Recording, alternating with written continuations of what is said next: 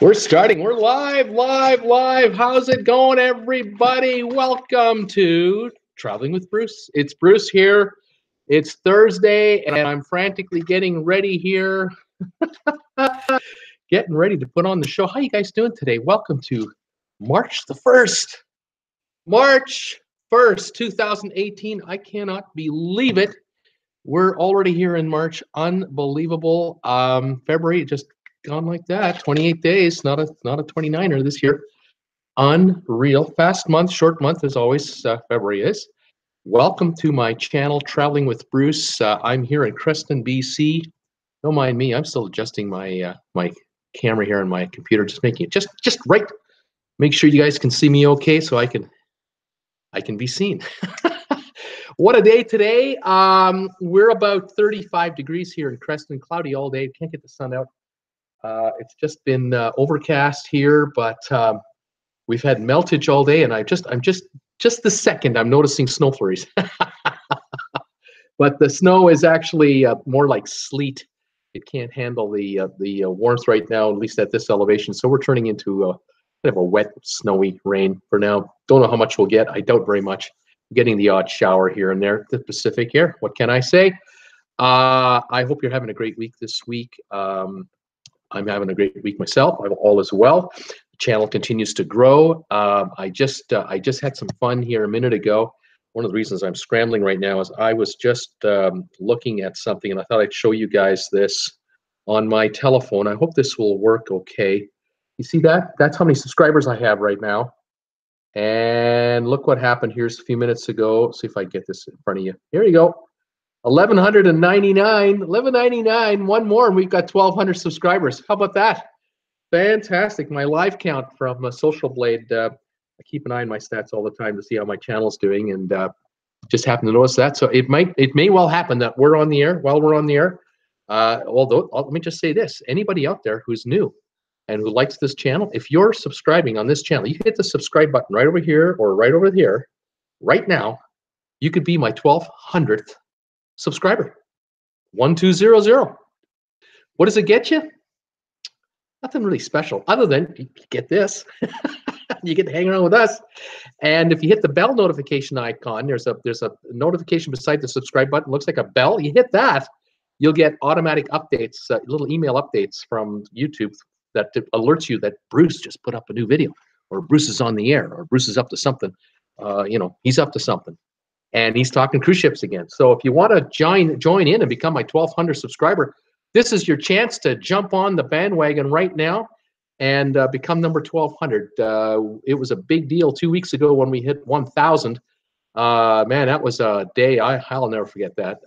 We had to hit 1,000, and we did, and that was February 19th, just a little while ago. Those of you who are regulars, you know that I've been demonetized, along with a million other channels, probably at least, since the 20th of February, and that's still the case. Just checked about 5 minutes ago. Still demonetized on YouTube. My only source of income is super chat income during live streams, and there's a $sign. If you folks are watching, if you want to text in, there's a $sign down there. If you hit that, you can make a donation to this guy. This is my begging portion of the show. You can make a donation to me via super chat. I call it the tip jar. And I thank all of you who've been doing this for the last 7-8 days already. Thank you very much. I really appreciate it. It helps compensate for the fact that I don't get any advertising revenue. Haven't had now for this is day 9? 9 or 10. So I don't know how much longer it'll go. Rumors are 2 to 4 weeks, and I just dread the thought it's going to take that long, but that's just the way it is with YouTube these days. So we'll have to wait to see when we come back on. If you are new, you're watching Traveling with Bruce. I'm Bruce here in Creston, British Columbia. 3 miles north of the Idaho border is where I'm located. And I love talking about cruise ships and vacationing, getting deals, helping you if you're a new cruiser, a new cruise ship vacationer want to be, someone hasn't cruised in 10, 15 years. Boy, have things changed since the last time you were on a cruise ship. I'm here to help you, guide you through the complicated world of cruise ship vacationing.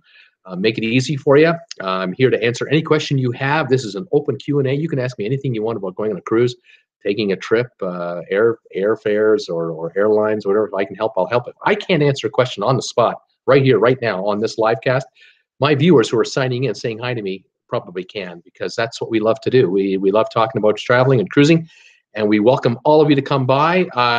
Yesterday, we had another great day on the telecast we had at 5 o'clock Eastern time. We had a bunch of you guys giving me thumbs ups during the day. You may see a little thumbs up sign just down below here somewhere. And if you wouldn't mind hitting it again, that would be fantastic. The thumbs ups all help in the analytical department, getting YouTube to sort of help promote the channel a little bit more. And we had a real run of thumbs ups yesterday that came in. I think we're up to 60, I think, as a little while ago from just yesterday's video. Fantastic. Thank you, all of you who are helping out, chipping in any way you can. I love it. It's fantastic. Tell me what your temperature is today. If you're new, if you've never been here before, if you've never watched me before, tell me, where are you watching me from? Are you in the US, Canada? What's your hometown or state? I know I have viewers from Tokyo. I get them from Australia. I get them from the UK, Canada, the United States, of course, and other areas. I even have folks watch me sometimes from the Cayman Islands. And say hi, and the gang will probably say hi right back to you. And join in, and let's talk cruise ships. Now, I had a question today. Excuse me, I dropped my notes. I had a question today I want to pose to you guys. I actually have a couple today, but the first one I was going to pose to you is, what cruise line would you like to go on if you could for a dream cruise? Let's say you came in a little bit of cash. You got a phone call from a lawyer saying, you know, Aunt Jenny died, left you a whole bunch of dough, you know, and all of a sudden you're thinking, wow, gee, you know, we're going to go a little holiday here, something we haven't done for a while. Let's take a dream cruise. Well, what cruise line would we do a dream cruise on? What would we want to do with that? Wouldn't that be something? So let me know your thoughts on that. We'll compare some notes there. I'm going to say hi now to a few folks who already signed in because they're coming in fast and furious. Scott Durwood is here. He's saying, hi, Bruce, 19 Fahrenheit in Havre. It's tropical. Havre, Montana, just south of the Saskatchewan Canadian border. It's the province of Saskatchewan. It's north of him. Yeah, that area is wide open, folks. Big sky country. Yeah, it's nippy. I think you're in Montana. Are you in Montana, or are you in North Dakota? I'm Havre. I think it's Havre, Montana. Isn't it? Scott, you can help me on that. Bob Hollis, 46 and raining in Atlanta. Still yucky. Yeah, we were playing with that word yesterday. Yucky's right. I've got yucky here. Yeah, it's yucky. It's just, you know. Steve Bartley is here. He's saying it's 70 degrees in Scottsdale, Arizona. Steve, Scottsdale. Oh, nice. That's fantastic. Christine is here. Hey, Bruce, 37 Fahrenheit in Michigan. Weather going down the toilet quick. Going yucky. It's yucky in Michigan. Randy Lucas, hi, Bruce. Rainy and the high of 53 degrees in Paradise, California, but I think you need the rain, if I'm not mistaken.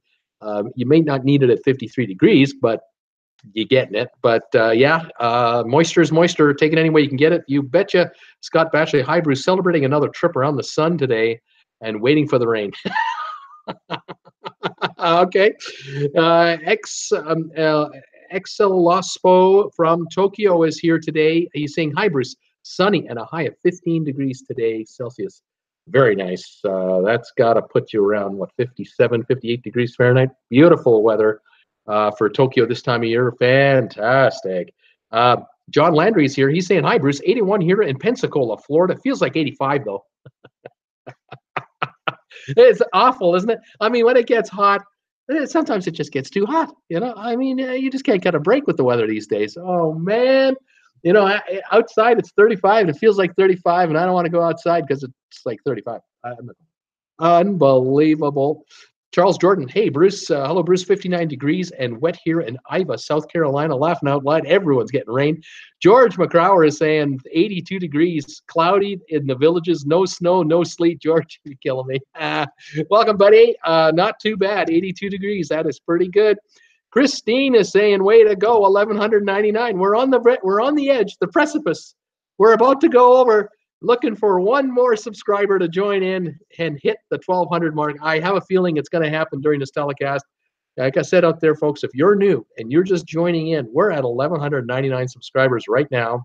And we're one away from 1,200, and it could happen while you're watching this show. All you gotta do is click the button. There's a subscribe button here. There's a subscribe button there. It's free. Just join it. You could be number 1,200. And forever, you get to say to your friends, yeah, you're looking at number 1,200 here. That's right. I'm number 1,200. That guy traveling with Bruce, what do you mean you know who he is? He's a great guy. He's on every day at 5 o'clock. Matter of fact, Thursday, he's on twice. He's on at 5 o'clock Eastern. He's on at 8 o'clock tonight Eastern. Again, you got to check this guy out. I'm number 1,200. That's what you could do if you click that button. Scott Batchley, hi, Randy. Have you run into my brother or niece up there? We got people comparing notes. Ulani Cullum. Hi, Bruce. Around 63 degrees in the Fort Worth area. Thanks for the how-to video earlier today. Yes, I did load a video today. I uploaded it today, about an hour and a half ago. How to use Vacations to Go, the website, to find your cruise deal. How to find a cheap cruise, or a repositioning cruise, or around the world cruise, or a cruise anywhere in the world, anytime over the next 2 years. You can go to vacationstogo.com. It's free. And I did a video today how to do it, and a pretty rudimentary video. It wasn't all that high tech. I just aimed the camera at my computer, it ran through it. And the beauty of this is that if you don't get it the first time, just replay the video. Just kind of go back and listen and watch what I'm doing, and kind of zoom in there. If you're watching on a tablet or a computer screen, you've got a little bigger screen to watch my clicking. I do point with my finger what I'm pointing at. It's basic, but it works. And hopefully you folks will get a lot of use out of that site, like I do. It's a fantastic research tool. It'll help you figure out a lot of information on individual cruise ships, on cruise lines, ports of call that cruise ships go to, embarkation and disembarkation ports. There's information about them. There's just all kinds of information on there. And then you can look up stuff like river cruises. You can look up safaris. You can look up hotel deals. I mean, it's endless. It's a big travel site. It's the kind of ammo that travel agents have at their disposal through the Sabre system or others. Well, here, Vacations to Go is a great site for research and information. I made a video on it today on how it works and how you can work it and make it work for you, and knock yourselves out. I hope you like it. I'm sure the video will garner a number of views, and I think people will get a kick out of it. Heather Young is saying, hello, everybody. Bob O is saying, hi, Bruce. 59 and rain here in Pelham, Alabama. Oh, man. It's rain. Pamela Jordan, hi, Bruce, and everyone. Hi, Pamela. I was just looking at a video the other day. January the 8th was the first time I was doing live streams. And I think you were on that. I think you were one of the first talking to me. Sylvan Forrest, hi, Bruce. We reached 85 degrees here Fahrenheit in Delray Beach, Florida. Watching you with our rum and cigars, it's always enjoyable watching your channel. Sylvan, it's great having you back as always. Fantastic. I can just picturing you out there, just relaxing and maybe sitting in a lounger and enjoying. Nice. We're not doing that here. No, it's yucky. That's the word today. It's yucky, Sylvan. It's yucky. Jessica Duncan saying 57 degrees and rainy here in East Tennessee today. Well, it's just not great, right? What are you gonna do? George McCrower, no Snapchat ability on iOS Apple. No Snapchat ability on iOS Apple. Kind of don't know what that means. Maybe you can help me out with that. Peter Heckema, hi, Bruce. Cooling off a little in Tarpon Springs, Florida today. Well, that's good. It was getting warm up there, down to 80. With a little breeze, very pleasant. So, if you go from 84 to 80, it's nice. A little breeze kicks in, makes it feel like it's 75, Nice. Jorge Santana. Hi, Bruce. Awesome channel. Keep it up, buddy. My first cruise is in May for my honeymoon. Can't wait. Royal Caribbean. Fantastic. Jorge, welcome to the channel. Congratulations on what's about to happen. I hope you're not going to change your mind. Let me ask you this, just out of curiosity, did your bride-to-be, was she the one that came up with the idea for the cruise? And her thinking was, if I I tell him about a cruise, a honeymoon cruise, and we book it, then he'll show up, on the wedding date because we're booked on the cruise. Was that part of the inducement, or is this totally voluntary on your end? I'm just curious. No one's holding a gun to your head or anything like that. This is your decision. You're going through with it. She's worthy. You're worthy of her. She's worthy of you. Let me know. Congratulations on everything. Where are you headed? What ship are you going on? Let us know, and we'll tell you all about the ship. You're a first timer. You need to know. Looney is saying, I would live to try Viking Cruise Line. Yes, I would love to try Viking Cruise Line as well. That line sounds like it's got everything. Jorge, just so you know, we compare cruise lines all the time, and Royal Caribbean, you're gonna have a great time on that cruise ship, no matter which one you're on. But I'm kind of curious which one you are booked on, because you're gonna have all kinds of activities on board, lots of restaurants, lots of activities to do, things to be doing there. Ports of call will be great. But on the Viking Cruise Line, for those of us a little older, and Jorgi, don't worry, after you get married, you'll feel older pretty quick. Once you feel older, like the rest of us, you might look down the line at a cruise line like Viking ocean cruises. The Viking people are famous for the river cruises in Europe and in China, but on the oceans, so they now have, I think, 5 or so cruise ships or more, and they're adding 4 more at least. I think they're going to be up to 10 within the next couple of years, and they're an all-inclusive line. So you don't pay extra for specialty restaurants. You depending on your cabin, there are only balcony cabins. There are no inside rooms. So if you have the junior suite, you'll have alcohol served to you at lunch and dinner, your choice.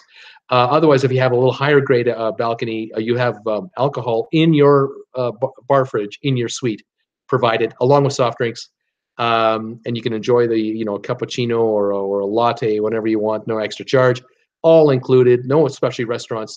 All the specialty restaurants on board are included in the price of the cruise. Your entertainment, of course, is included. You'll pay extra if you want a massage, of course, if you want a specialty treatment, obviously. But it's all 5-6 star luxury. No casino, unfortunately, if you need one. But then on the other hand, it's a nice quiet ship. Only 930 passengers on a big ship like that, versus 5,000-6,000 folks on the Royal Caribbean vessels, the big ones. And so it'll be a much more quieter, calmer deal. Plus, they're quite what's the word I'm looking for?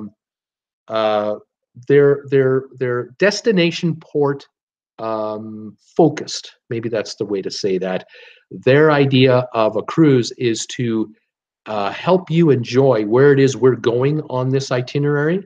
And they are quite good with sharing information and educating you on our next port of call, where we're headed. We have free. They'll have a free tour as part of your cruise as well. So when you get off the ship, we've already signed up for the tour. They just figure out how many folks want to go. Then they know how many buses to order, and then they've got their tour operators ready, able, and waiting to take you out. And you're gone for several hours to have a wonderful day, and then back to the ship and great lunch, and then head for the pool and relax a while, get ready for dinner, and then maybe a little entertainment in the evening, and then turn it in. A wonderful cruise line.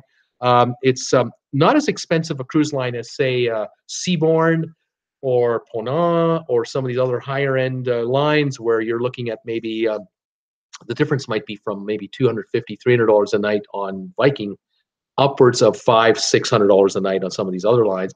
But the higher end lines will have smaller ships, smaller numbers of passengers, maybe 300 or less, and you may have a personal butler looking after your needs. And so that's why you're paying the extra bucks, because you're getting the extra services as well.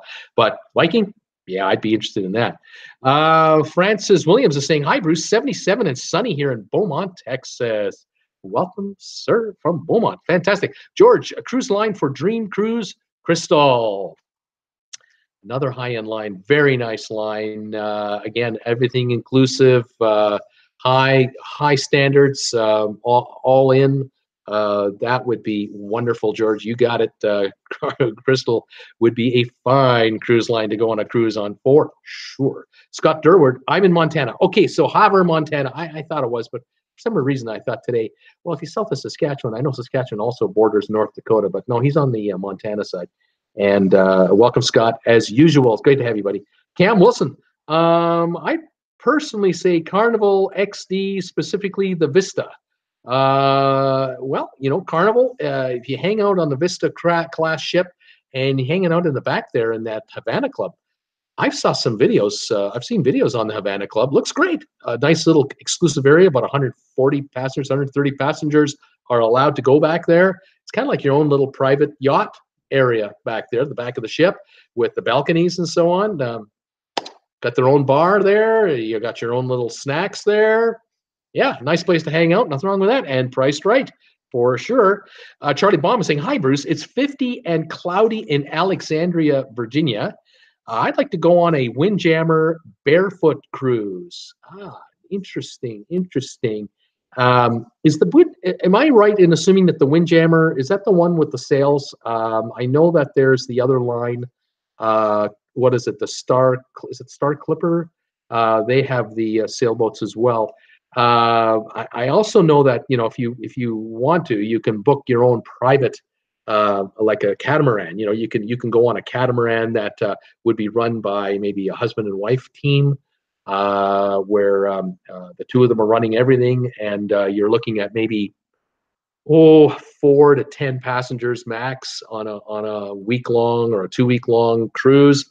But those are expensive. Those cost, because now you're dividing the entire cost of the vessel and the salaries of those two full-timers and all that food into 2 people, 4 people, 6 or 8, and it can be quite pricey. But then again, if you're on like a 45-foot, 35, 45-foot catamaran, you're going into small cays and in the Bahamas through various secluded islands where you're on small islands where there's no one living on the island. I mean, you're really doing the Gilligan thing, a 3-hour cruise, and you're out in these small little islands. That would be an interesting vacation unto itself. Completely different than a cruise ship vacation, of course, but it would cost a few bucks for sure.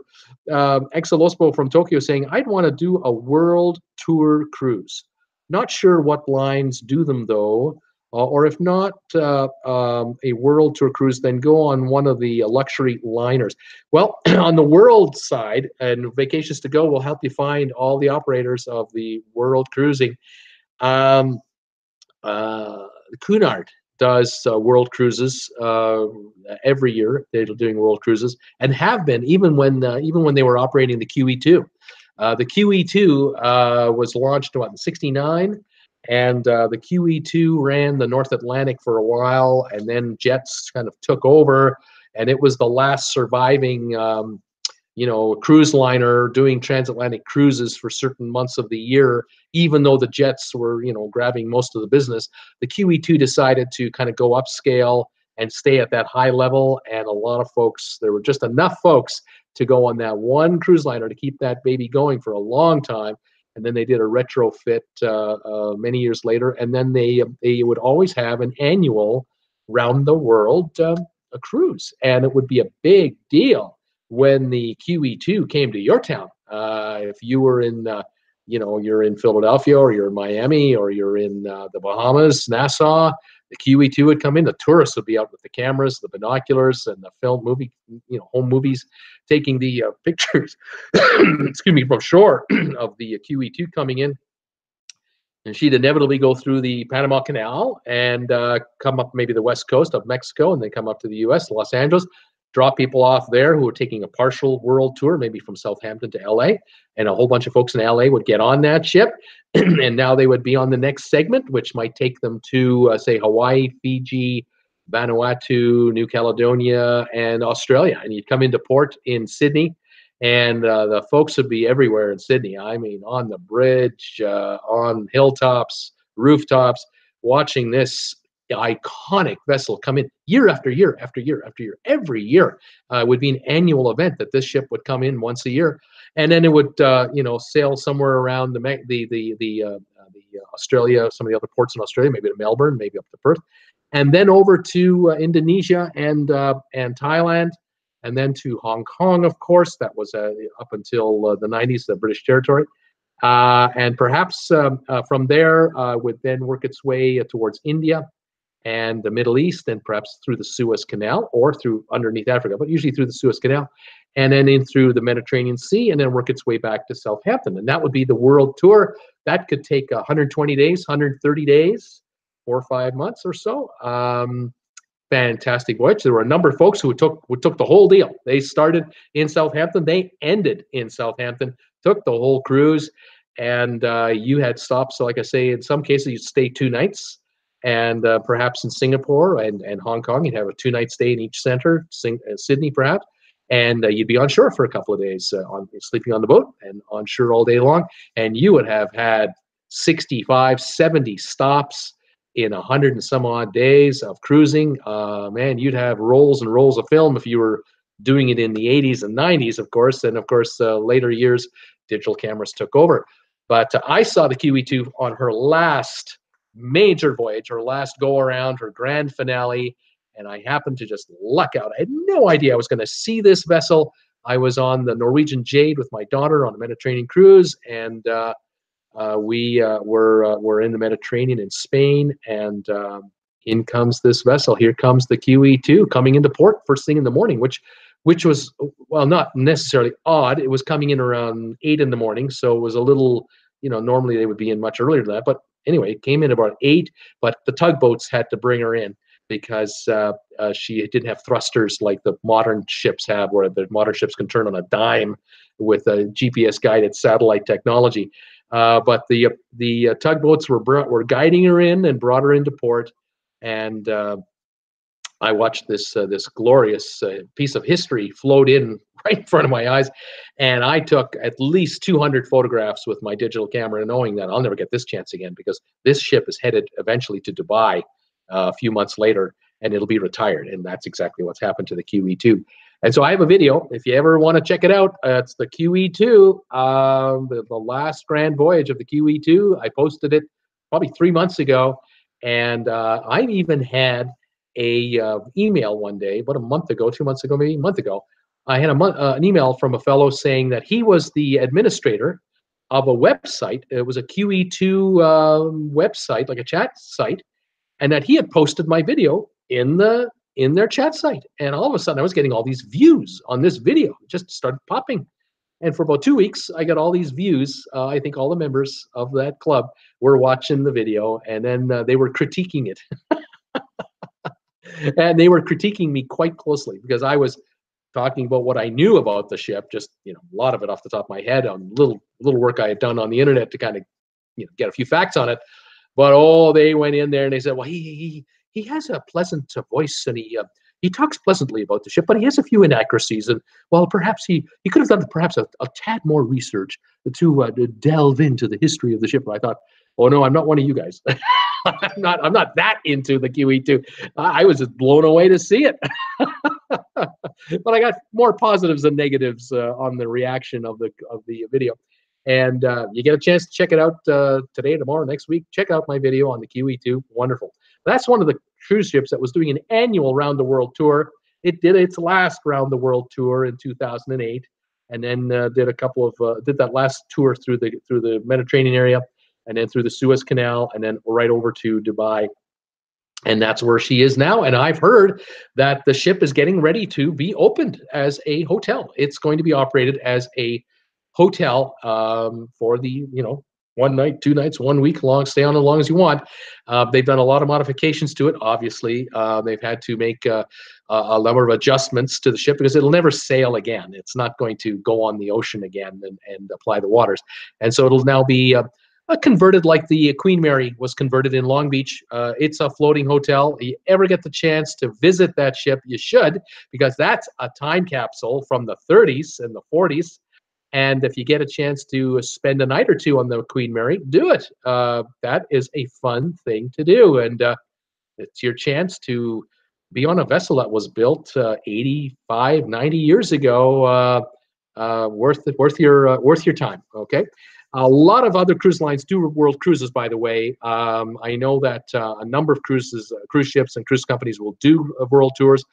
Just go to vacationstogo.com, watch my video on how to do it, and then you can click in the search bar for world cruises, and you can put in a time level like time limit from, say, maybe March now until the end of the year, or March this year to March next year, and all the world cruises will pop up, or segments of world cruises will pop up, and then you can study those till the cows come home. You'll have a wonderful time.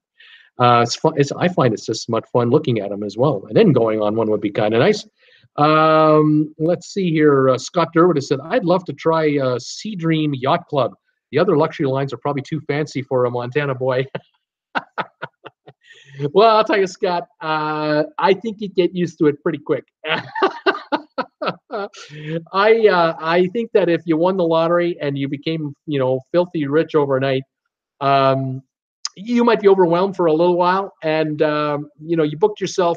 You took care of the money. You got the money. You put it in the bank, and then you had a lawyer handle your affairs for a while, and then you immediately book a cruise for like 3 months on this company or any of these high end companies. 3 months just to get away, so you can't be reached and can't be bothered, and you have a relative look after your mail and all that stuff, and all the folks who are coming out of the woodwork and want to talk to you now for the first time ever. I think after about the second week that you're on a high-end 6-star luxury cruise line, I think you're going to get awful used to it awful fast. You're going to begin to kind of forget about the Havre, Montana life a little bit. You're going to kind of go, yeah, that's back there. It's there. It's waiting for me whenever I'm done this cruise, but I'm not quite done this cruise because I seem to find that it might be costing me, $5,000 a week to be on this vessel, but I'm making $20,000 a week in interest. I think I'm going to hang out with you folks a little while longer and just kind of be pampered. And I'll get back to Montana a little later, and I'll take care of affairs when I'm good and ready. That would be kind of cool. Bob Hollis, I'll take Seabourne. Yeah, Seabourne. That would be a great line to go on. Boy, I tell you, these lines, they're fantastic. Debbie Emanuel, hi, Bruce. Storming in Northern California today. Winter storm warnings through weekend. Hope to end the drought this weekend, too. Boy, I hope you're right, Debbie. That would be great. Thanks for joining me, as always. You guys need moisture, and you need a lot of it, and it needs to be spread over a wide area through all of California. A whole bunch of California is too dry, and there needs to be a lot of moisture. So cross our fingers and hope the drought is over and the mountains replenish their snow supplies, and the runoff will last all spring and summer. And here we go. Skyhawk 1987 Turbo is here. He's saying it's cold, 57 here in Charlotte, North Carolina. Welcome to the club, Skyhawk, because that's what everyone's telling me out around there. And with all of this rain, I am building an ark. Building the ark, get 2 of each and go. Don't forget, you need 2 rye, you need 2 vodka, you need 2 tequilas, you need 2 bourbons, you need 2 of everything. Don't forget the provisions. The man has got to have provisions. Gave you the first thumbs up on the Vacations to Go video. Thank you very much. I noticed just before I came on air, I noticed there were about 7 or 8 already had come in. Hope you folks like that video. Give me a thumbs up if you do. I hope you're liking this video today. Give me thumbs ups if you can today on this one. We'd love to build them up. I've got 24 going. I got 1 down. That's always normal, and it's all good. 25 thumbs are already on this video. We'll take all we can get. The more, the better. Bo Stark is here, saying 19 degrees Fahrenheit here in Sweden. Whoa, how are you? How you doing? Is this your first time here? I think it is. I don't recall you being here before. Welcome to the channel. I hope you're a subscriber.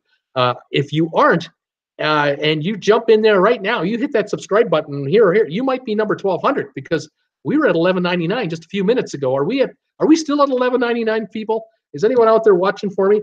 I'm kind of curious. So I'm going to check it out right now. Just pardon me 1 sec.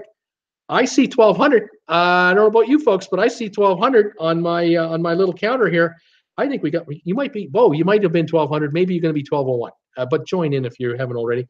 If you're already a subscriber, fantastic. Thank you for subscribing. Thanks for watching. And thanks for coming here today. If you have any questions about cruising, drop in a question. We'll answer it on the spot. Fantastic. Jorge Santana, we both did. Okay, a Harmony of the Seas, Bahamas, St. Thomas, St. Kitts. Okay, Jorg is getting married. This is his honeymoon cruise. He's going to be on the Harmony of the Seas. He's going to the Bahamas, St. Thomas, St. Kitts. Guys, for those of you who are out there, is he going to have a good time? Apart from the fact that it's his honeymoon cruise, let's put that aside for a moment. or let's not forget that. But the rest of the cruise, the actual cruise part of the cruise, is he going to have a good time with his new bride to be on that cruise, on that ship? I think he is. What do you folks think? Let's say a scale of 1 to 10, 10 being perfect. What kind of a cruise is this guy likely to have on that ship? Is he going to have an 8? Is it going to be a 10? Is it going to be a 7? What are your thoughts? Just let me know, and we'll pass it on to him. Fantastic. Ernest Gringo's here. Hey, Bruce, 87 today in South Florida. You're killing me down there, you guys. My Floridians are loving life. The temperatures are just fine, and they're in sunshine. North Carolina raining. Texas somewhere raining. Montana not so good. Here awful. Florida sunny, nice, warm. Isn't that amazing? Sylvan Forrest is saying, if money were no object, I would like to cruise for a long time in the South Pacific on one of those extremely high-class cruise line I can only know about and dream of. Yes, it would be an experience to be on a kind of a high-end line, even quasi-expedition, where you're getting all the bells and whistles, but you're also getting a little adventure. Maybe you can you'll visit South Pacific areas, which, is the glorious Fiji and New Caledonia and Vanuatu, Bali, the Indonesian islands, depending on the time of year. Wouldn't that be spectacular?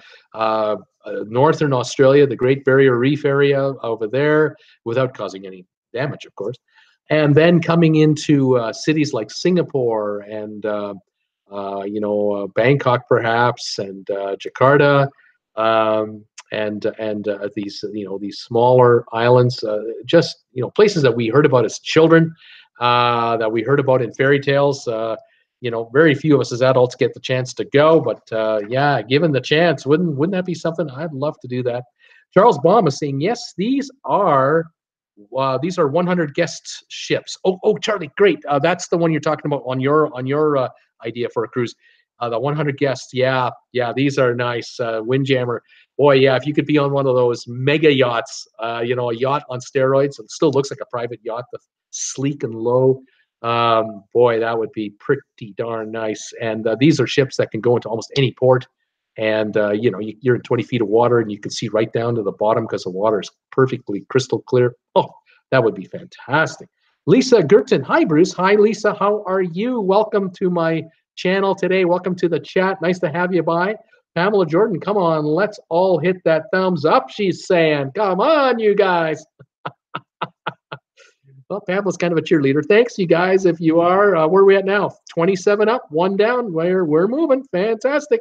Thank you very much, everyone, for that. What else have we got here for comments?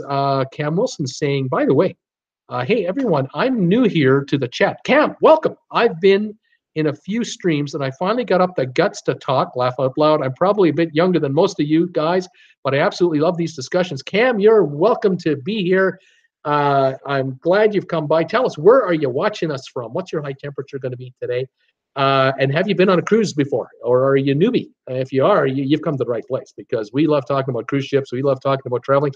I know there are a lot of people who watch this this show every day. Some every day, some not. But I mean, every day we have people watching the show who are not subscribers, who don't identify themselves, and they just kind of hang around and kind of watch. What's this guy doing? He's what's the big deal about this channel? And why do people have so much fun all the time? Well, you're seeing it. It's very casual. We're very easygoing about it. There are no dumb questions. Believe me.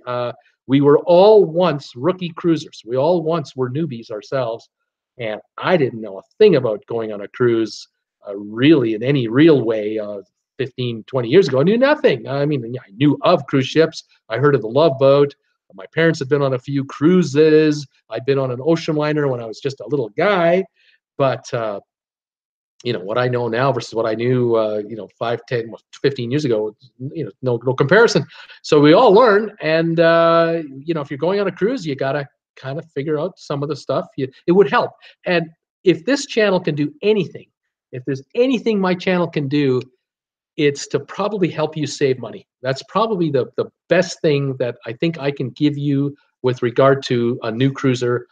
because you can fall into a trap pretty easily where you would find that you are looking to book a cruise, and you found a cruise. You thought you found a cruise that was like $599, and it sounded so great, and the pictures you saw were just glorious with the turquoise water and the white beaches and the palm trees, and you just go, oh, wouldn't that be fantastic? $599, oh my! And then you ended up going to there are stories out there where people go to a website for a cruise line, and they're looking on the site, and now they're not sure how to do this and what they're looking at, and they're trying to find this deal, and they get directed to certain links, and the next thing you know, they're deep inside the cruise line website, and they've already clicked the button for a 7-day cruise from Miami to Caribbean and back, and they found that the cruise the cheapest cruise they can find is $899, and then they find out that there's taxes and fees, and then they're finding that there's tips. Then they're finding there are all these add-on charges and these premium booking charges, and then they find out that the kind of room they wanted, they thought that they were going to be looking at a balcony room. They're looking at an inside room instead of what they really wanted. So now they're looking at the balcony room, and it's an upgraded room, and then there are the spa packages, and there's this and there's that. And next thing you know, they're at $1,200, $1,300 each. Now they're at $2,700 plus taxes and everything. They're at $2,900. It's a $3,000 cruise. You haven't even left yet. Don't know what to pack. Well, come here first. Talk to us. Watch my videos. I got a bunch of them for new cruisers. Tips and suggestions and ideas and ways you can save money. Ways you can limit your spending on a cruise to get everything out of the cruise that the cruise can give you. I mean, cruise ships are a great way to go. They're a fantastic way to enjoy the holiday, a fantastic way to see the Caribbean. You can do an Eastern Caribbean, a Southern Caribbean, a Western Caribbean cruise. I mean, there's a zillion of them. Tons of cruise lines, tons of ships, tons of prices. And there are deals, and then there are not such good deals. And you want to be the one avoiding paying a brochure price on a cruise when you don't have to pay the brochure price at all for a cruise. And sometimes being a savvy shopper and learning to become one by watching me and my videos and following my live streams with my viewers here, you'll come up with some juicy tips that will save you a ton of cash. And don't forget the shareholder benefit program that you can also get if you're a shareholder of Norwegian, Royal Caribbean, or Carnival. So welcome to the chat. I'm glad you're here. I'm glad anyone is here that's a newbie. That's exactly who we're aiming at. I hope you're a new cruiser. I hope you find that if you folks out there know somebody that's thinking of going on a cruise or hasn't been on one for 10 or 15 years, link them up to us here somehow. Share this video or share one of my regular videos to them and tell them, come on over, watch this guy, even the rerun of this show, and you'll learn a lot about how to take a cruise and save money. So Cam, welcome. Debbie, huge money for world cruises. Yes and no, Debbie. I've seen world cruises where you can get on a ship for under $200 a night, 150, 175. There are some deals out there, but I'll tell you, if you haven't got the time to take a 60-day cruise, my idea of a deal is a repositioning cruise. If you can get a 25-day repositioning cruise, that's like a segment of a world cruise. Especially if a world cruise is 120, 125 days long, that's like 20% of a world cruise. You can get a repositioning cruise where a balcony costs you $80 a night. How can you pass that up? Now, of course, it might start in Lima, Peru. It might end in Miami, or it might start in Rome and goes through the Mediterranean and then works its way over to North America eventually. You have to get to where the ship is to get the deal. But with today's airlines and with the search engines that we have at our disposal, I love using kayak.com, Kayak.com, Kayak. I love searching on airfares. You can find one-way airfares from USA, Canada, anywhere on the planet. You do a little bit of digging in there, you'll find a really decent price for an airfare, and you'll get to your ship. Maybe you'll get there 2 or 3 days before the ship sails. What do you care? If you're in Lima, Peru, get there 4 days early. You're in Lima, enjoy Lima, Peru for a little bit. Then you join the ship. You've got that cheap $80 a night rate. You end up in Miami. Now you need a one-way flight home from Miami. Piece of cake. And then you do your math. You figure out what the cost of the airfares were, the cost of your cruise was, the amount of time you had for a holiday, add it all up, divided by the number of days.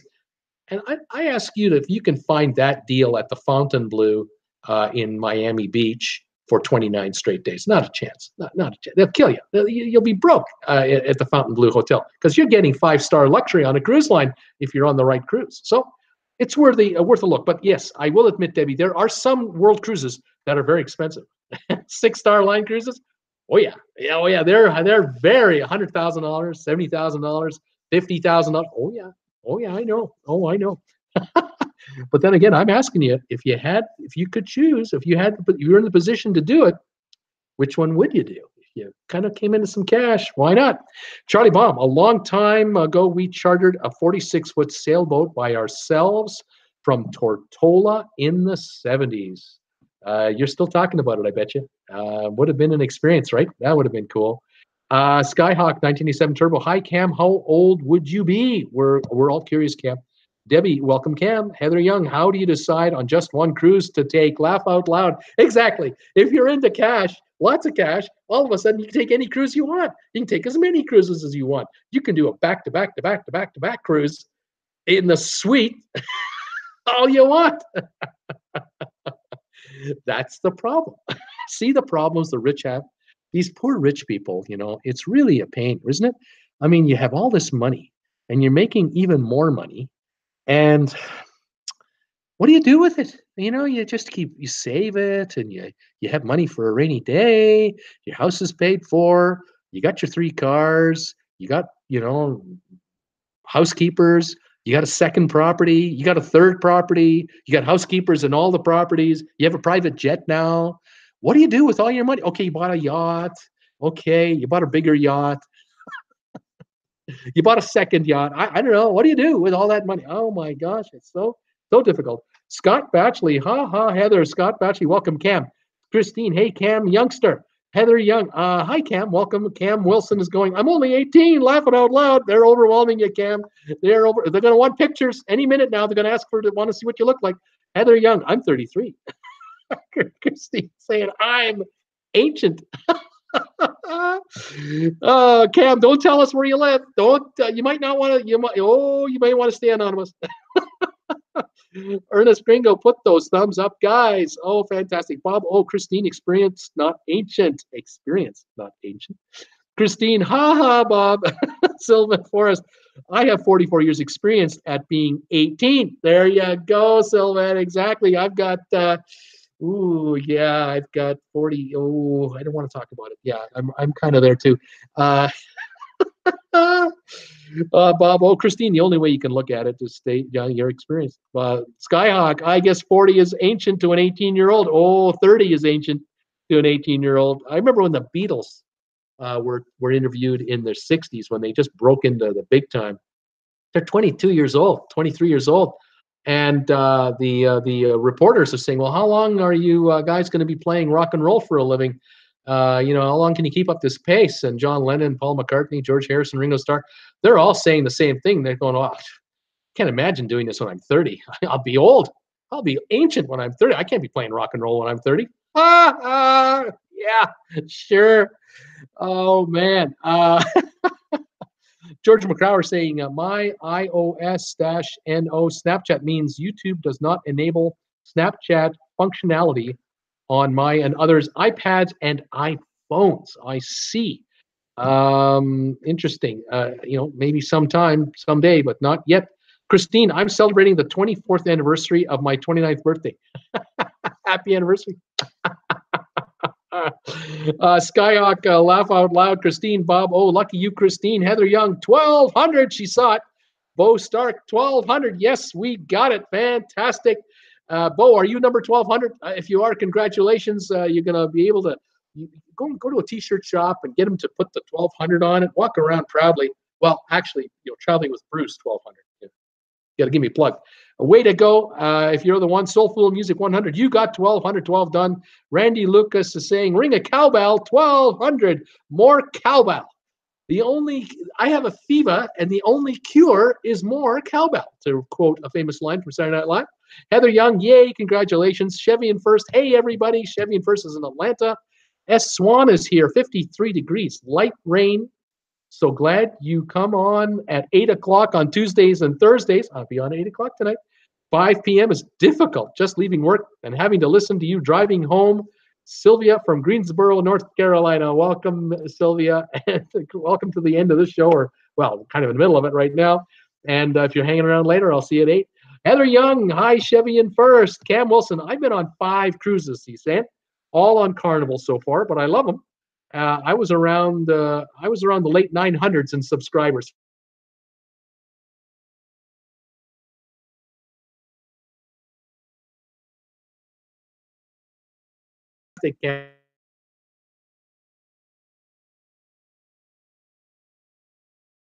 You know, 15 years ago. The first time I took a cruise in 2008 on Holland America Oosterdam, I boarded the ship in San Diego. And on the pier beside us, just over there, not even 300 feet away, was the Carnival Elation cruise ship. Well, the Elation has no balconies. It's all, at that time, it had just portholes, you know, ocean view, or the best, pretty well the best cabins you could get, more or less. And I thought, wow, you know, the ship we were on was all balconies. So the Oosterdam had 1,950 passengers. Probably 1,500 of us were in balconies, and it was, you know, the way to go. It was the way cruise ships were going at that time. And the Elation was sort of the last of the older style ships. It had all the bells and whistles on the top deck. It had the pool deck. It had the first began to order. They started installing water slides, small ones, you know, for the kids. And now, of course, they're complex mega machines. And now the Elation has gone under a big retrofit, you know, a big dry dock. And Carnival has done a lot of upgrades to their older ships. But the brand new Carnival ships, they have all kinds of neat features to them. And if you're younger, which you are, that cruise line is perfect for you to consider. Same with Royal Caribbean. If you can get a deal on Royal Caribbean, and you can get a really good price on a Royal Caribbean ship, usually in November, just around before Thanksgiving, or a little after Thanksgiving, or just in the early part of December, first 2 weeks of December, and then January, first 3 weeks of January, you can get some great deals on almost all cruise ships. But for your age, for what you'd want to be doing on a cruise ship with the activities, Royal Caribbean, Carnival, 2 perfect choices for you. You'll have tons of fun. You probably already have had tons of fun. Fantastic. Charlie Baum, the ships are 100-foot sailing ships like pirate ships. Charlie, you got to be more specific. You got to help me out here. Okay. Yeah, well, I've seen those in the Cayman Islands. I've seen that type of a ship in Puerto Vallarta when I was on a couple cruises there with Princess, and also with Holland America. They had that 100-foot long, 120-foot long pirate ship with the music blaring away. Lots of fun. Ernest Gringo, Bruce, have you ever been sick on a cruise with that norovirus? I heard that they make you stay in the cabin for the rest of your cruise. Is that true? It depends, Ernest, how many folks have come down with it and how badly. If you catch it, you don't want to get out of your cabin. Believe me, you're going to want to stay in your cabin the whole time anyway. You'll get some medication for it. And then you'll be made to, you'll make sure you'll be washing your hands and taking a shower every day, maybe twice a day, to really clean yourself off. But you're not going to want to leave your cabin, because you're going to want to shake that as soon as humanly possible. Now, if the ship got into a situation like, I did a video a little while ago, I was talking about codes. There are code words on cruise ships that staff members use. Excuse me. And one of them, I think, was called 6 and 60. If 6 people within 60 minutes come down with the norovirus, when the ship's doctors find out that 6 passengers have reported into the medical room with norovirus symptoms, the ship goes into alert right now. That's when everything changes. Announcements will be made everywhere. And the first thing they'll do is they'll confine passengers who are sick to their cabins, of course, for their own, medical needs, obviously. But it's not like you're locked up. But you're just not going to feel well to want to go anywhere. But for the rest of the passengers, they're going to be very careful to make sure that when you enter any restaurant area, whether it's the main dining room, the buffet area, even if you're going for a cappuccino, just over at the coffee bar, there'll be a Purell dispenser there, and there'll be a staff member beside it, and they'll be pointing at it and having you, put some Purell on there and do this to your hands, disinfect your hands, even to get a coffee. And then when you throw it out, they still recommend, when you're in the bathroom, no matter what you do in there, even if you clean your hair a little bit, but you touch the counter, you touch the dispenser where the towels come on, wash your hands. Wash your hands in that bathroom thoroughly. There'll be staff in there to make sure you're doing it. Beyond that, they'll have staff in the buffet. They'll bring in the performers from the night, the evening shows, the dancers, the singers, all crew that you don't normally see will be summoned to various stations on the ship. But in the buffet in particular, they won't let you handle your plate. They won't let you put food on your plate. You point.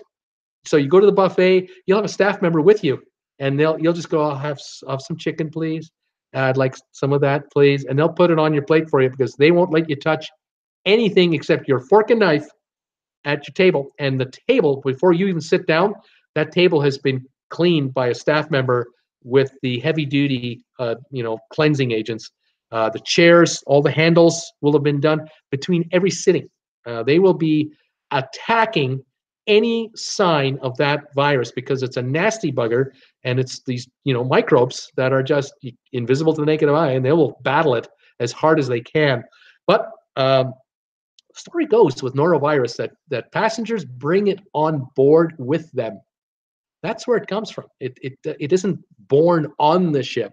Passengers bring norovirus. They've already got it, and when they get on the ship, they don't know they have it. They haven't gotten sick yet.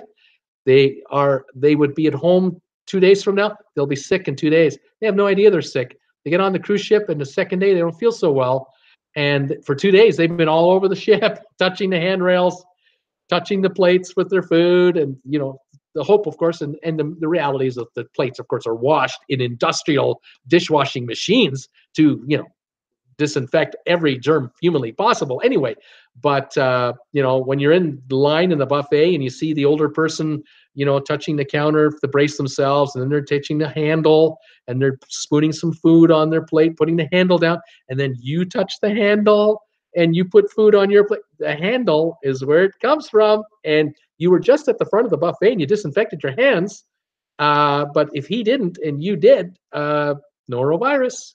And this is how it happens. Just one time, just that one moment, or the Purell just wasn't put on liberally enough and put on, like that. This virus can spread with just one microbe. So yeah, it's a tough one. Anyway, that's a quick recap of that. Hope I'm not boring you folks with that. Heather Young, be sure to hit the notification bell, she says. Peter Heckema looked into buying shares in Royal Caribbean to get a $250 credit on a future cruise. At $124 a share times 100 shares, it's $12,400. Think I'll pass. Now, I will tell you, Peter, you can buy 100 shares using your stockbroker, using a margin account, where you put up about a quarter to a half of those proceeds. And the other half, or up to 3/4 of the price, is carried by your broker, and they're charging you just interest on the balance while you're carrying the stock. So if you carry the stock for, say, 3 months, you buy the stock, you book your cruise, you take the discount, you get home from the cruise, and then you sell the shares. You've sold the shares, you hold them for 3 months, you're paying interest on the stock, on the option position for 90 days. If there's a dividend payment during the 90 days, you get the quarterly dividend that pays the interest. And the $250 credit is more than the interest you're going to pay, because the interest a broker will charge you is about 3% a year. And so even if you're borrowing, say, $8,000 of that money, you're charged $20 a month in interest. So it's $60 in interest. The dividend will cover that. The interest is a tax deduction, by the way. And then the $250 credit is yours. Sell the stock, go on another cruise 6 months later, buy the stock, get it a month before your cruise. You are a shareholder when the cruise comes. You get your $250 credit again, or whatever the credit is. After the cruise over, sell the stock. You can do it that way. I mean, there's ways. I just mentioned it. Daniel Kinney, I'm 32, laughing out loud. Daniel, you're a kid. You're just a kid. You're a punk. Oh my gosh, I tell you, 32. That's 30 years ago for me. That's 2000 and oh my God, that's 1988. Oh my, Calgary had the Winter Olympics in 1988. I was there. It was fantastic. Debbie saying, just watch the video about your dad and his career. Where did you live outside of Toronto? Bay Ridges, Ontario, east of Toronto itself, towards Ajax and Oshawa, kind of near the nuclear plant, actually, near Bay Ridges, Pickering, Ontario. I'm still alive. It was fine. But yeah, great. That was a great. I loved making that video. I really did. And the one about the Beatles, that was about my dad too. Love that story, folks. If you ever get the chance, I think you'll like it. Heather Young, question: are you single, Daniel? Daniel, opportunity knocks. What's going on here? What is the name of the video about Queen Mary, or was that Elizabeth? Oh, the QE2. What did I call that video? Anybody know that offhand? I think I referred to it as the QE2 final grand voyage. It's in my playlists. Just go to my homepage and my channel, and you'll see all the thumbnails, and you can go through them chronologically. And I did that video back in about I did it in September, October. I did that video. And it'll be on there forever because that's a story that timeless. That story's timeless. I love it. Daniel, unfortunately, no, just married this past October. Oh, darn it. There, another one gone, girls. Heather Young saying congrats to you. or she'd be nice about it. I don't know. She seems to be nice about it, but I'm wondering if she's a little disappointed. Daniel Kinney, thanks. Heather Young, you're welcome. Skyhawk, I believe the Carnival ship you're talking about was built way back in '96. Oh yeah, the Elation. Yeah, that's now, that's an old ship now. Back in '08, it was only 8 years old. But boy, have ships changed in 8 years, huh? From '96 to 2008. I'm on the Oosterdam. It's all balconies, and 8 years earlier, no balconies. What a difference. Debbie is saying 1985. We went on Carnival Mardi Gras. It was originally called the Empress of Canada. No balconies either, that I can remember. Inside cabin, thought we died, and we were in heaven. Balconies now. Yes. After, 98, 99, right around there, balconies began to appear. And the cruise operators figured, whoa, game changer. This is everything.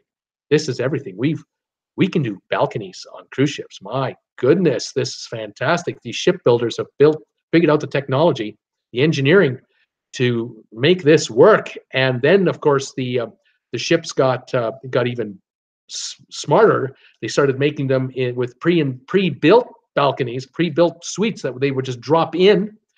Then they figured out, the shipbuilders, we're not even doing that. We're building segments of the ship in 100-foot segments, 200-foot segments, and then we're just assembling them like giant Lego pieces and clicking the pipes together and the wiring together, and now we've got a chunk of ship, the front end, the back end, all the pieces in the middle.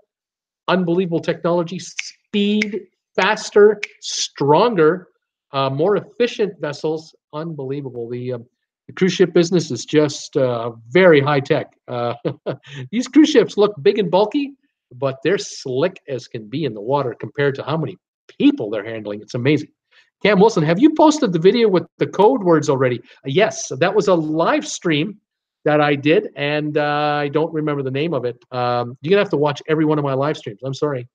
Each one's an hour and 20 minutes long. Just, you got nothing better to do. Don't watch Game of Thrones or play video games with your life. Watch Traveling with Bruce videos. You'll learn stuff. Yeah, it's like university, except with an easygoing prof. No tests.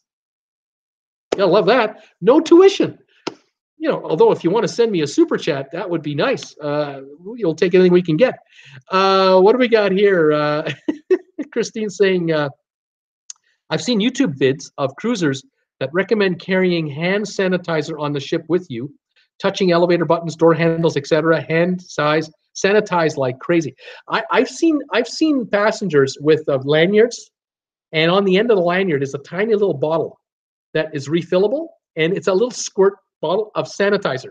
And they just squirt their hands like that, and then they push the button, and they're constantly doing that from time to time. I mean, some folks are germaphobes and will, they'll do that big time. But I find that if you're on a good cruise ship, they'll have staff members in the front of the buffet, in the front of the restaurants, to make sure you use that sanitizer. Just put your hand under it. It's an automated thing. It'll just squirt out a little shot there. Put it on there. By the time you get to the tray or your plate, your hands are dried off and you're good to go. And I think it's a fantastic thing to have, and so on. Something I was going to tell you folks today, one of my little topics that I had looked up, I found the fourth quarter earnings reports for Norwegian, Royal Caribbean, and Carnival.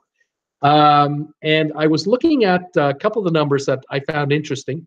I'm a bit of a numbers guy, and I was comparing 2016 to 2017. How is the business going? And I found this interesting, that Carnival was bringing in $185 a day of revenue, daily passenger revenue. And that is the fare they're charging for your room and the onboard spending that you're doing on the ship. $185.40 a day in 16, and in 2017 it was $198 a day. So it went up $13 a day from 16 to 17 for the fourth quarter. But the net profit per day on Carnival, and this of course covers all their lines, of course. Carnival owns Holland America, Cunard, Princess, Seabourne, P&O, Ada Cruising, Costa, a whole bunch of lines, 10 different brands. Anyway, the profits per day were in 2016, $28, $28.69 a day. But in 17, it was down to $25.38. So even though Carnival was bringing in more money, $13 a day more approximately, they were clearing about $5 a day less per day per passenger. I found that to be an interesting statistic. Still very healthy profit margin, but lower. The other two cruise lines don't have that problem. Royal Caribbean, their revenue per day in 2016 was $193.21. $193. In 2017, they were up to $201.79. So they were up about $8.50 higher. Profits went from $26.42 a day to $29 a day, up. And for Norwegian Cruise Lines, NCL, their revenues per day, this surprised me, but then again, I remembered Norwegian owns, of course, their own brand name, Norwegian. Then they have Regent, Seven Seas, and they have Oceania. And so between those three lines, you've got the 4-star, 4.5-star Norwegian, 5-star, and a 6-star line with Oceania and Regent Seven Seas. So all those numbers factored in. The daily spend by passenger, $256.16 in 2016, $256 a day. 2017, $265, $9 more. And the profit per day was $16.45 a day in 2016, $21 a day in 2017. So they bumped their profits by almost, $450 a passenger per day, but that's 25% more. That is a huge jump in profits. Norwegian, of course, has been spending a lot of money on new ships, as we know, the Norwegian Joy, the Getaway, the Breakaway, the Epic. The last 5 years, Norwegian has come up with a ton of new product, and they're upping their game, and they're getting higher in price. They've taken delivery, of course, new ships for their higher end cruise line too, and that's where you're spending $300, $400, $500 a day, with all the fees and so on. So that's where these numbers are coming from. But I think something tells me Norwegian's getting more money out of the casino because their daily numbers are substantially higher than Royal Caribbean. I mean, Royal Caribbean at 201 for 2017, Norwegian 265, $64 a day more on Norwegian than Royal Caribbean. I found that surprising. And like I say, Carnival 198. That shows you Carnival is a lower priced cruise line. It's not as expensive as the other guys, even though Carnival does own Seabourne and Holland America and the other lines. So I found that to be an interesting comparison of numbers. The chief executive officers of these three companies have all confirmed that 2018 is a record year for all of them. The bookings are up again. On the ticket numbers are higher. They've raised their prices. And their onboard spending has been going up as well. They expect 2018 to outdo 2017 based on advanced bookings already going all through the year. Even though we are talking all the time about deals that we're finding. We're finding all these bargains on these cruise ships. And then we're finding all these offers on these cruise ships where they're offering you, a free drink package, or you're getting a free tipping in some cases, or getting discounts, room credits, so throwing in room credits, this kind of stuff. So that's an interesting deal. Now, I guess one thing that you can kind of cook the books a little bit if you're an accountant. If you say, well, we charged $850 for that balcony, but we did give a $150 credit, but we're not counting that as cash because we didn't give cash away. We only gave a credit away. And so we took in the $850 in cash. Okay, I guess, but that $150 credit went into something. Now, if it went into specialty dining, they didn't get to charge the two people who used that $150 in that steakhouse up there. They used the whole $150 between them in the steakhouse. So they had to give them the steak, and they had to give them that at cost. But of course, the cost to the cruise line to serve you a baked potato, some broccoli, a cut of steak, and some a little salad at the beginning and a little dessert at the end. Maybe it ran them $20. That's what it cost them, but they got the $850 up front, didn't they? So that's how that works. You can always kind of find a way to work the books, I suppose. Now, another question I had for you today on this broadcast, on my 5 p.m. broadcast, was, have any of you ever booked a cruise, or do you know of anyone that's ever booked a cruise with Costco? I know that if you go into a Costco store, when you come out the end there, they have all those booths set up, all those displays telling you can get all kinds of benefits from your Costco membership. One of them, they have a picture of a cruise ship all the time, and they're talking about save money on a cruise through Costco. Have any of you ever booked a cruise with Costco? Do you know of anyone? Was it a good deal? Did they get anything beneficial from it? Did they get a bigger cruise credit in the cabin? Was it the same price that they could have got with a travel agent? Have you ever compared the cost of a cruise through Costco versus a costing of a cruise through a website or a travel agent? Let me know what your thoughts are on that, if any of you might know. Christine, let's see here. Christine is saying, I've seen YouTube vids of that's the hand senator. I'm just repeating myself. Sorry, folks. You folks are all listening to me. You're not entering any comments. Curious about the Costco thing. It's been there for years. I've seen the Costco offer for a long time. Probably 5-6 years. I've seen it. They must be selling cruises through Costco, but I have a feeling that it might be through an agency deal. That it isn't. Obviously, it's not a Costco travel agent owned by Costco. It's probably a travel agent that they're siphoning business to, and then that agency is giving some kind of a discount to the cruiser. Is it any kind of a deal? I'd be curious if anyone knows anything about that. If you don't know today, let me know tomorrow. Cam is saying here, interesting. I'm not sure of anyone who has this, but it's also my first time hearing of that. I wasn't aware of the fact that Costco sells cruises. Costco has always offered cruises for sale. And I think what you do is you do it online. You do it on the Costco website. You kind of link into there. And then I think what happens is when you link into the Costco website and you click on the cruise travel thing, it sort of gives you a notice that you're now being redirected to an outside website that is not necessarily inside the Costco system. And I've just been curious if anyone has taken them up on it. I don't know of anyone myself, so I'm just kind of curious.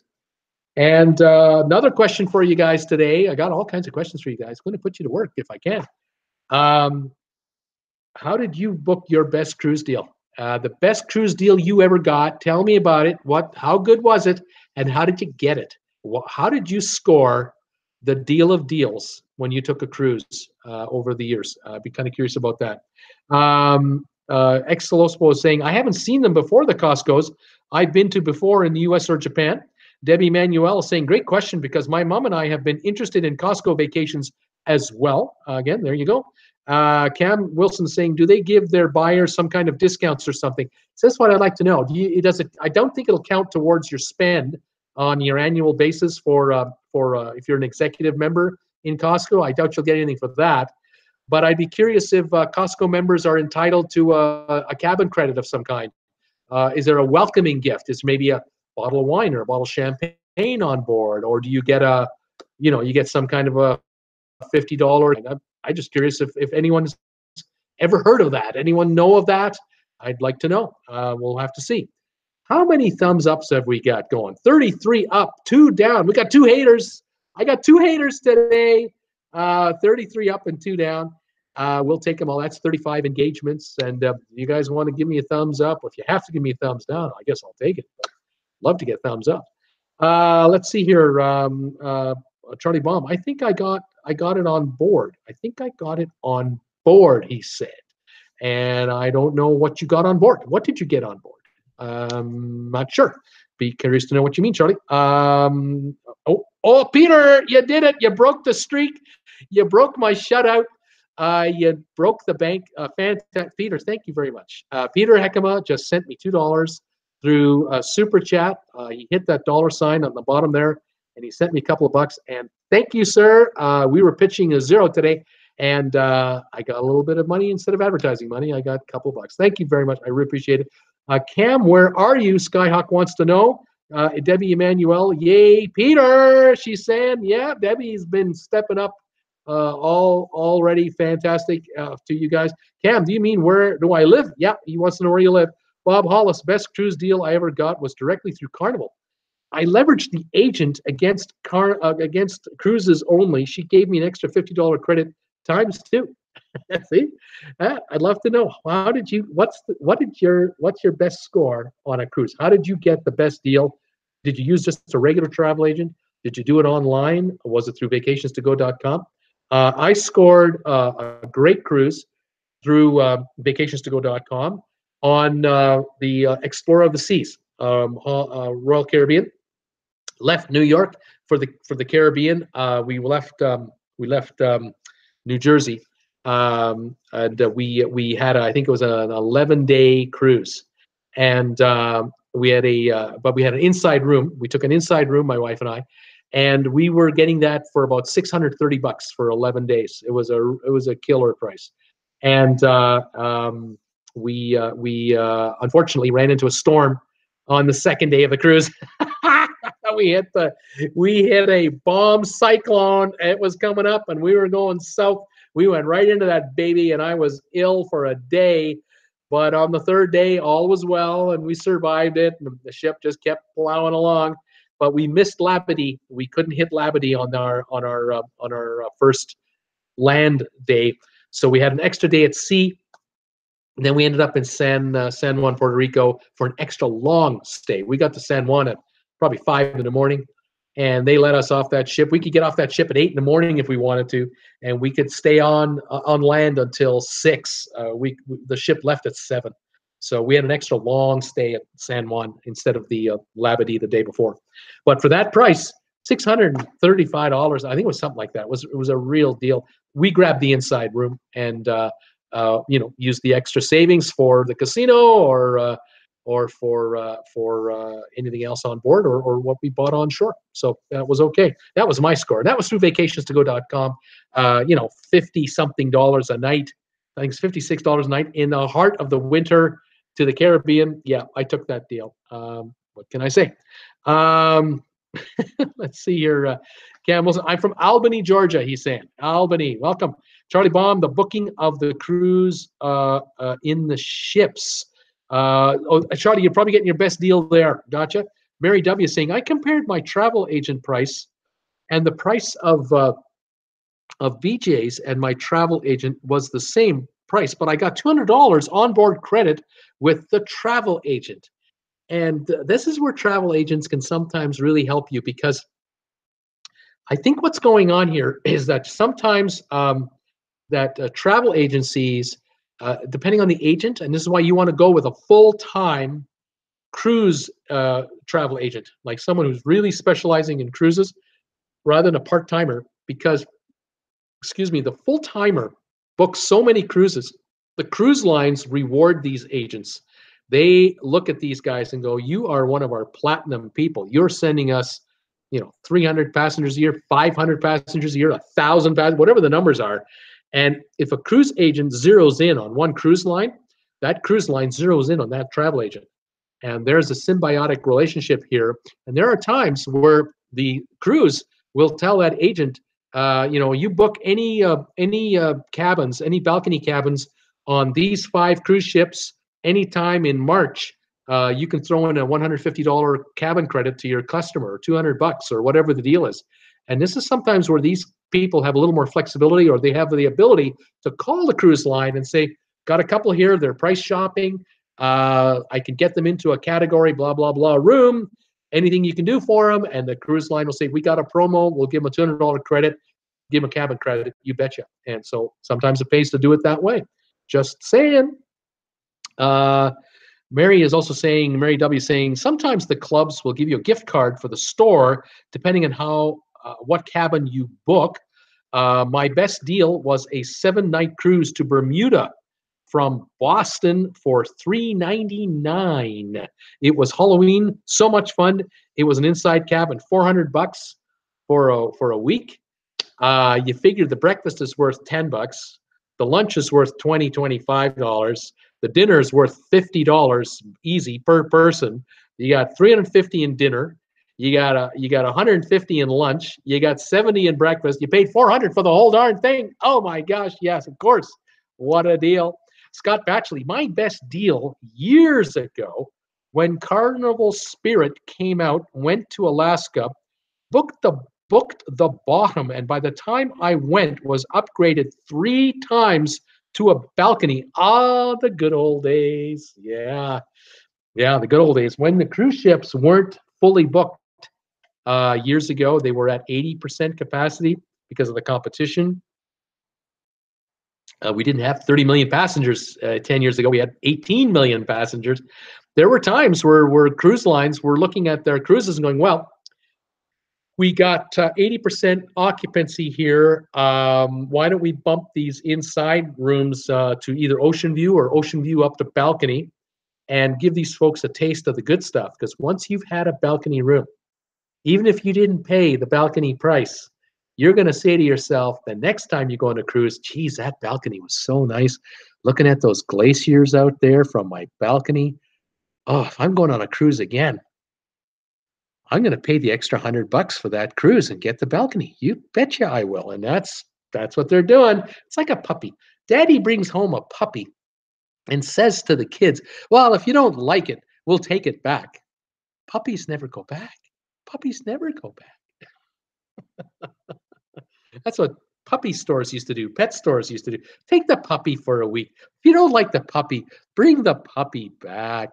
Benji the puppy. We'll take Benji the puppy back. We'll find him a good home if you're not happy with Benji. Yeah. Try to bring it back. Go ahead. Cheers. Balconies and puppies. Exposo from Tokyo. Best deal was through the Disney Vacation Club. 4 adults, 3 children for less than $4,000, 7 nights. 7 people, less than $4,000. Yeah, that's pretty darn good. Nice deal. Randy Lucas is saying, my cheapest cruise was a repositioning cruise from Vancouver, British Columbia to Seattle for $59 each one day. Yeah, $59. You ate $120 worth of food. Cam Wilson saying, Bruce, have you ever met any captains on any of your cruises? On a one-on-one basis, no. But I have attended a couple of times, numerous times that I've been on cruises. I will have attended the meet and greet event, and usually one of these will be like the cruise director will be hosting a little presentation in the main showroom, and 500, 600, 700 passengers show up. We all sit down for a 2:00 thing, lasts about 45 minutes, and the cruise director will tell us some stories and tell us some stuff about the ship, and then they'll have the hotel director come out who's in charge of all the rooms and all the staff, and he or she will tell us some interesting things about the ship. And then they'll bring out the first officer or the captain, and the captain might bring the navigator and one or two other people. And then the question will be, well, who's driving the ship? And the captain will go, yeah, we're in the middle of the ocean. We're on autopilot. Don't worry about it. There's nobody up there. Well, there's somebody up there. But the captain will then tell us all about the ship, or the captain will tell us about his or her personal history. I've never met a female cruise ship captain. I think there are a couple, but on the cruise ships I've been on, they've all been men. And they'll tell us the history. They're 20, 30 years experience. They've been around a long time, these guys. And they'll tell us some interesting stories. And they'll throw the floor open to any questions. If you have any questions that you want to ask them, they'll talk to you about stuff. They also bring in the engineer. They'll bring in the head engineer. And interestingly, some of the guys in the audience will want to ask engineers some engineering questions, because they're engineers in their form of life. So some of them are ex-Navy, they're ex-service members, and so they're asking what the engineering is like on a cruise ship versus a battleship or an aircraft carrier. And those are interesting questions that I love to hear. I love to hear two experts kind of going back and forth. The engineer, of course, will answer the question in such a way that the rest of us will understand what he's talking about, and that's pretty cool. So yeah, that's kind of neat way to meet the captain. But I have not met a captain that's sort of one-on-one. Cam saying, yeah, there have been a few female captains. I know that. Peter Heckema, yes, once you have had a balcony cabin, it's hard to go back to an inside cabin, sitting on the balcony with a nice glass of wine and watching the waves go by. You just can't beat it. No, you can't. I love, even at night, even in the dark, you're out in the ocean and you're looking up at the sky and you can see the stars, because there are no cities around you to with the light pollution. So you can see the stars up there, yet down below you hear the waves and the water going by as the ship's just moving along. Fantastic. I love it. You feel you breathe the air, the outside air. Great. I really prefer a balcony versus an inside. Bob Hollis is saying, spend time with captain of the Enchantment of the Seas. This was the ship they cut in half and stretched. He called it the Franken ship. Yeah, cut it up and expand it, right? Yeah, they've done a lot of that over the last few years. Samantha Farmer's here. After sweets, there is no return. Oh, Samantha, you got that right, I'm sure. Once you had a taste of that, yeah, there's nothing. I can imagine. You betcha. Scott Batchley, it seems strange to me that I've done Alaska 4 times with the fifth always cost right around the same $2,000. This is over many years. Always cost the same $2,000. This is over many years. Always about the same. Well, you're a predictable guy. You have a predictable pattern, and I don't know. I'm not sure. I don't know what to tell you. But if you shop around for other cruises and other locales or other destinations, different times a year, then it might be different. Those of us who are working, when I used to work, you got your 2 weeks a year. And if you had children, you had the summer, and then you had spring break, and you had maybe reading week, or you had a long weekend that you stretched to a week and a half and took the kid out of school for a week and got a break. There were times of the year where people with children, depending on where you live, depending on the school year you're dealing with, you're just stuck. You just can't go when you want to go, because there's logistics. And if husband and wife are both working, and one of them have a great boss and one of them don't, one boss is flexible. Take your 2 weeks whenever you want your 2 weeks. I love you. Other bosses are saying you can't take 2 weeks unless you take them in the last 2 weeks of May. And you got logistical problems to take a cruise, and so now you're really stuck. This is where Vacations to Go really comes in handy, because at least you can say, all right, I know I'm only looking at cruises from the 15th of May to the 30th of May. That's it. That's the window. And if I can't find a cruise in that window, I can't go on a cruise. And so you grab vacationstogo.com and just put in, May to June for your time frame, and then open it up to wherever cruises are out of North America. Find me cruises, and then you just go through them, see if you can find one that's affordable. Sometimes that's what you have to do. Just the way life is, I suppose, folks. Peter Heckema, my first cruise was in 1980 on the Italian ship. Peter Heckema is saying Oceanic cost $850 per person. Hasn't changed too much. There you go. Still good value compared to, I think, what you can get on a land-based resort.